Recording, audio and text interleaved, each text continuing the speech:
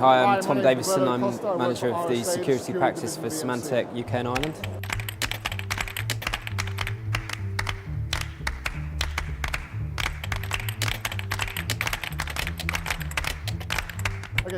Yeah, so a lot of people sharing what they did and didn't do in the cloud.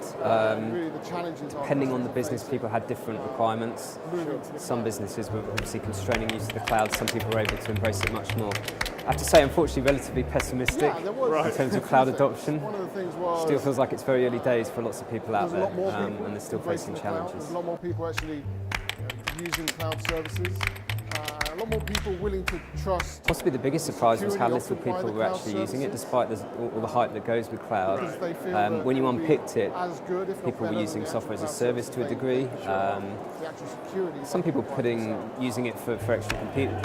A real reluctance to put data in the cloud, mainly focused around lack of I guess trust, lack of transparency, lack of provenance about what's actually happening with the data. So yeah, a little bit more pessimistic than I'd hoped, but room to improve. Of things to check. So security being the last option. I think there's a couple of things. I think regulation is still obviously a big problem for large corporations where they're spanning different regions. That's a challenge for them.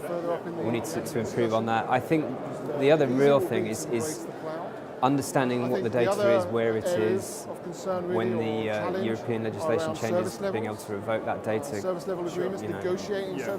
the data out of the cloud, that's the challenge. So that regulation is going to be a big driver. It's going to meet your needs as well as the objectives of the cloud service provider, really.